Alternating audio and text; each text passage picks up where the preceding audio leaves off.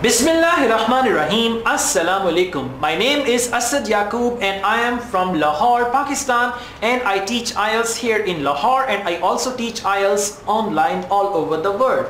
Well, anyways, we are doing IELTS listening and we did 3 sections, and now we are going to do the 4th section, and this is a real test which I have chosen, and the level of difficulty is really high, and let's see what band score you are going to get at the end of that. I'll show you the band score counter as well. Anyways, it's written, complete the notes below, write one word only for each answer. Now you got to write only one word for each answer. It's ocean biodiversity. The topic is ocean biodiversity. So you need to switch on your imagination. If you already know about ocean biodiversity, it's good. If you don't know about that, don't panic. They're going to tell you all that. Biodiversity hotspots. Hotspots are those spots where there is a lot of biodiversity.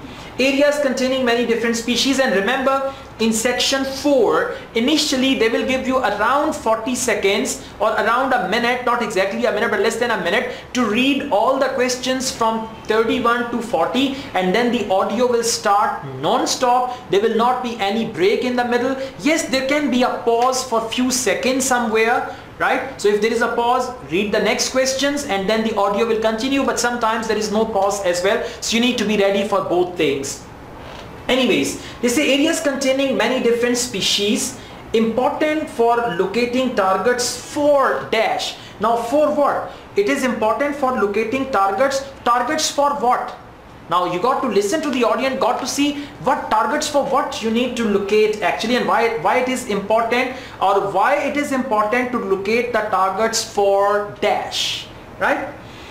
At first only identified on land, and then Boris Worm 2005 identified hotspots for large oceans, predators e.g. sharks, found that ocean. Now you need to go on with the audio.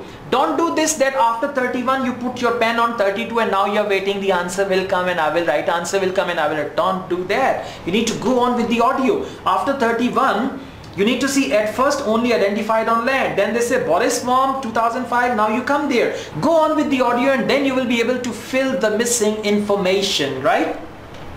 So found that ocean hotspots were not always rich in what? Now they can use the word plenty of, right? Rich in means they are plentiful in some manner, or they've got something in abundance over there. So you got to just see that. Had higher temperatures at the dash. Now where do they have higher temperatures? We are talking about ocean. Ocean has got higher temperature towards the bottom or towards the upper side. That's what you need to see. Had sufficient dash in the water. Now oceans is what we are talking about, and they had sufficient dash in the water. Sufficient what? What is in the water? Sufficient salt, sufficient minerals, sufficient whatever. Okay, you got to listen to it, right? And instead of sufficient they can use there is enough, and to make sure that there is enough dash in the water. Then Lisa Balance 2007 looked for hotspots for marine dash. Now marine is something related to sea life, related to the oceans. So looked for hotspots, the areas for marine dash. It can be marine life, it can be marine animals, it can be marine species, something related to the sea, and she looked for the hotspots. Found these were all located where oceans currents meet. Okay, this is already given. Census of marine life. Now what's the census? Found new ocean species living under the dash. Under the what? Now they found new ocean species living in the ocean, under the rock, under the coral, under the reef, under the what? Whatever is in the ocean, you got to think like that. And near volcanoes on the ocean floor. They're talking about volcanoes as well, right? Now let's go ahead. We got 4 more questions. Global Marine Species Assessment. Now there is another assessment, Global Marine Species Assessment. Want to list endangered ocean species considering. Now they want to list the endangered. Endangered means that are endangered. Ocean species. Now see, I'm doing it in a long time, but you got to do it quickly. Actually, I'm explaining it to you. When I'll be doing it alone, I'll be doing it quicker. Okay. So population size, geographical distribution, rate of dash. Now rate of something, rate of increase, rate of decrease, rate of, so it's going to be a rate actually. Question 37. Aim to assess 20,000 species and make a distribution dash for each one. Now actually their aim is to assess 20,000 species and make a distribution dash. It can be distribution plan, it can be distribution contract, it can be distribution something like that for each one. So you got to see distribution dash.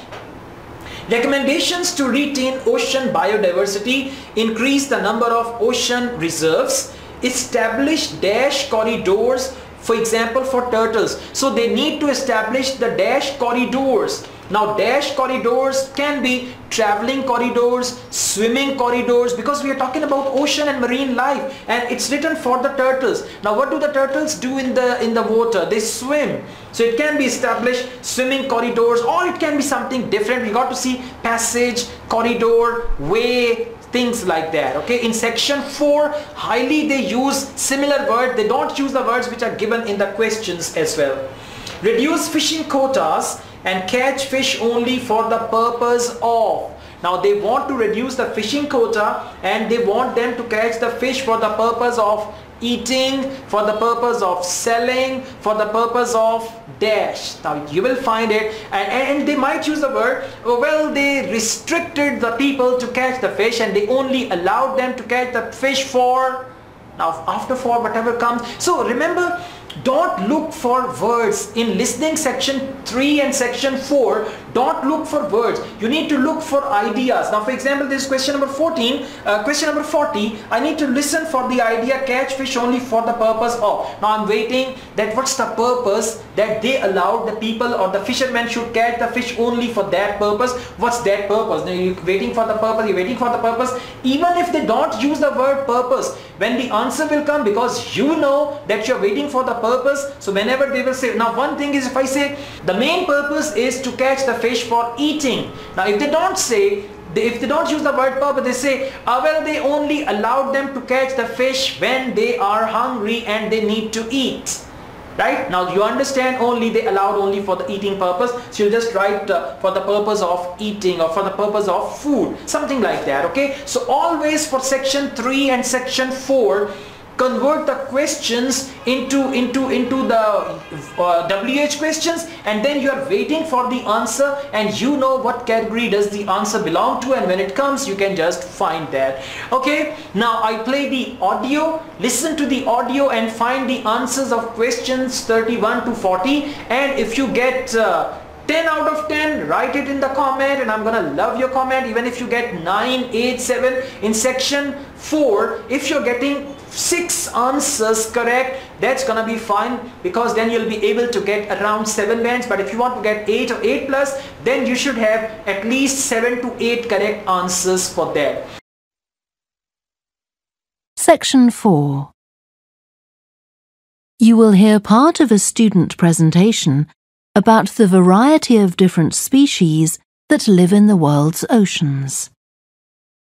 First, you have some time to look at questions 31 to 40. Now listen carefully and answer questions 31 to 40. I've been looking at ocean biodiversity, that's the diversity of species that live in the world's oceans. About 20 years ago, biologists developed the idea of what they called biodiversity hotspots. These are the areas which have the greatest mixture of species. So one example is Madagascar. These hotspots are significant because they allow us to locate key areas for focusing efforts at conservation. Biologists can identify hotspots on land fairly easily, but until recently, very little was known about species distribution and diversity in the oceans, and no one even knew if hotspots existed there. Then a Canadian biologist called Boris Worm did some research in 2005 on data on ocean species that he got from the fishing industry. Worm located 5 hotspots for large ocean predators, like sharks, and looked at what they had in common. The main thing he'd expected to find was that they had very high concentrations of food, But to his surprise, that was only true for 4 of the hotspots. The remaining hotspot was quite badly off in that regard. But what he did find was that in all cases, the water at the surface of the ocean had relatively high temperatures, even when it was cool at greater depths. So, this seemed to be a factor in supporting a diverse range of these large predators. However, this wasn't enough on its own, because he also found that the water needed to have enough oxygen in it. So these 2 factors seemed necessary to support the high metabolic rate of these large fish. A couple of years later, in 2007, a researcher called Lisa Balance, who was working in California, also started looking for ocean hotspots, but not for fish. What she was interested in was marine mammals, things like seals. And she found 3 places in the oceans which were hotspots, and what these had in common was that these hotspots were all located at boundaries between ocean currents.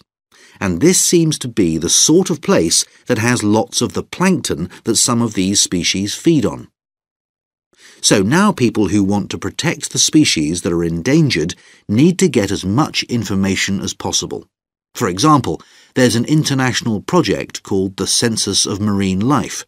They've been surveying oceans all over the world, including the Arctic. One thing they found there, which stunned other researchers, was that there were large numbers of species which live below the ice, sometimes under a layer up to 20 meters thick. Some of these species had never been seen before. They've even found species of octopus living in these conditions. And other scientists working on the same project but researching very different habitats on the ocean floor have found large numbers of species congregating around volcanoes, attracted to them by the warmth and nutrients there.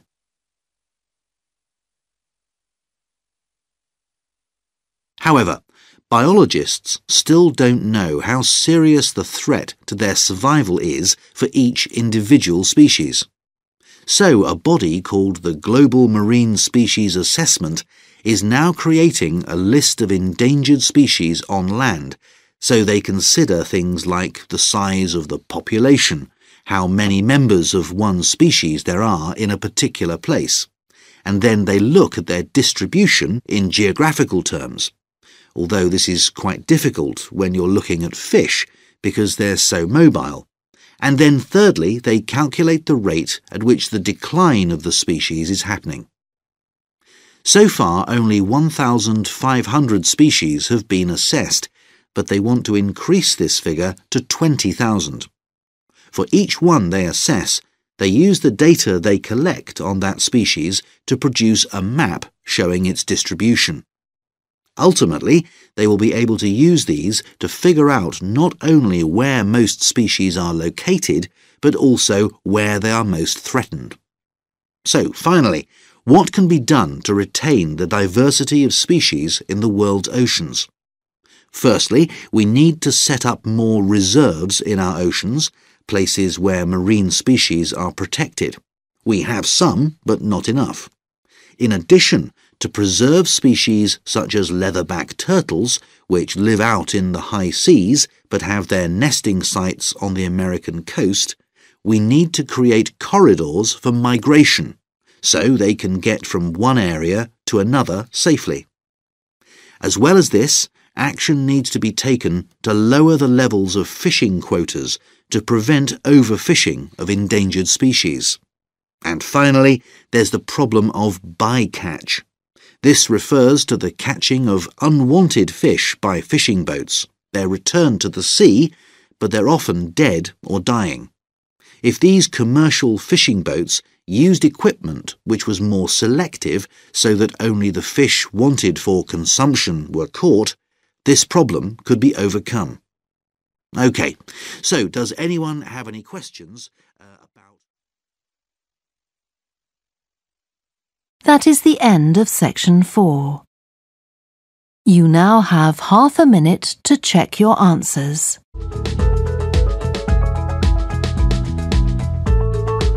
Thank you very much for watching this video. I teach IELTS online. If you want to join my online IELTS classes, I am available for that, so you can contact me. My WhatsApp number is given. And if you need IELTS coaching, one-on-one coaching, because online I don't play the videos, I teach myself. I mean, you and I, we're gonna be face-to-face through Skype or through WhatsApp, and I'm going to teach you. So if you want to get the further details about my online classes, you can contact me for that.